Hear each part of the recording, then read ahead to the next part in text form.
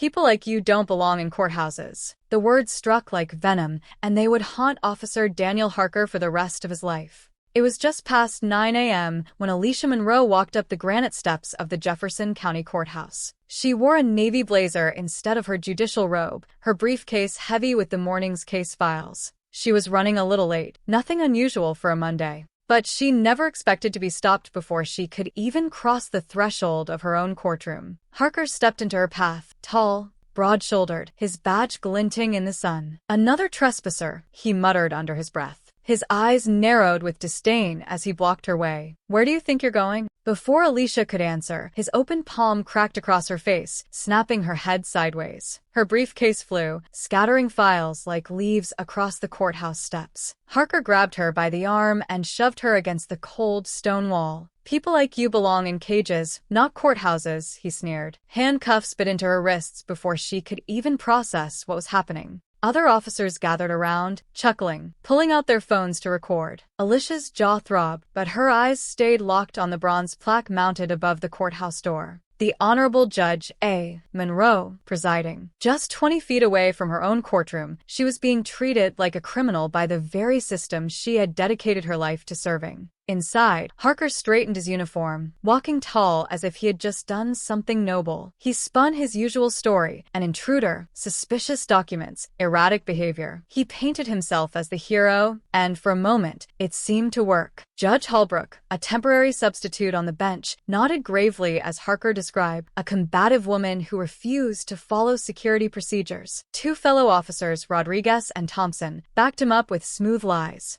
They'd heard this performance before. Same script, different victim. Harker was confident. He even smirked across the courtroom, convinced the system would once again shield him. But Alicia sat calmly in handcuffs at the defendant's table, her face bruised but her dignity intact. She had listened to every word, her silence deliberate, her eyes burning with something he mistook for fear. What Harker didn't realize was that he had just dug his own grave, inside a courtroom that belonged to her. When the time came for the defendant to speak, Alicia rose slowly, the clink of handcuffs echoing. Her voice was calm, steady. "Thank you, Your Honor. I'd like to correct a few inaccuracies in Officer Harker's testimony." The courtroom stilled. Something about her tone unsettled Judge Holbrook. This wasn't the panicked defense of someone caught in a crime. This was measured, professional, like someone used to commanding a courtroom. She cited constitutional rulings about public sidewalks. She challenged the claim of stolen documents.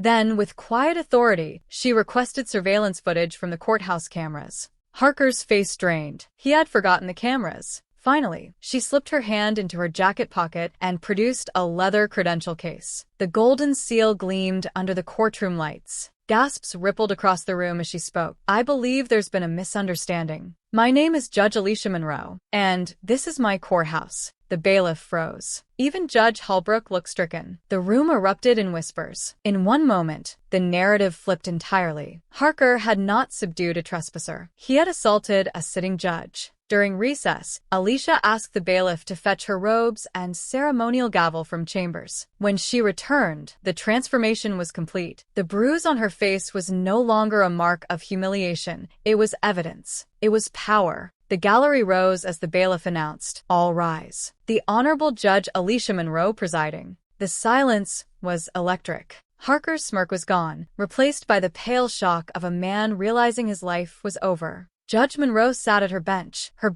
her robes flowing around her like armor. "Officer Harker," she began, her voice firm but controlled. "2 hours ago, you testified in this courtroom under oath. Do you recall your statement that people like me belong in cages?" His lips moved, but no words came. She produced a tablet and pressed play. High-definition footage from the courthouse steps filled the courtroom screens. The slap, the shove, the hateful words, it was all there. Every officer who had laughed now hung their heads. "Is this your professionalism?" she asked coolly. The gallery gasped again as she revealed a second video. Backup body cam footage Harker had sworn was malfunctioning. His own voice echoed. "Time to teach her a lesson. People like her need to learn their place."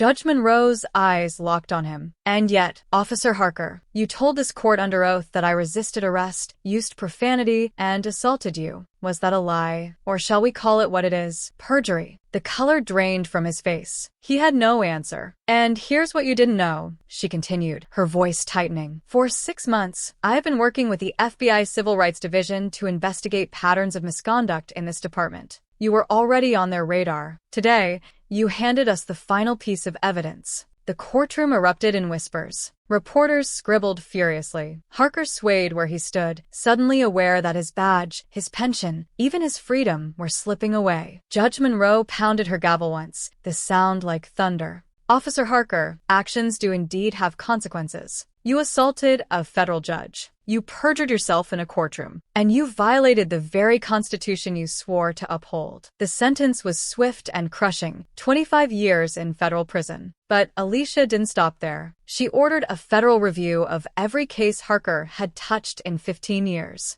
Over 400 convictions were reopened, many overturned. Other corrupt officers were fired, some criminally charged. Entire policies were rewritten, body cam laws strengthened, oversight expanded. Within months, the Jefferson County Courthouse bore a new plaque. Justice was restored here. And Judge Alicia Monroe became a national symbol of accountability, a reminder that sometimes justice wears robes, sometimes she carries a gavel, and sometimes, when arrogance thinks it cannot be touched, justice strikes back harder than anyone imagined.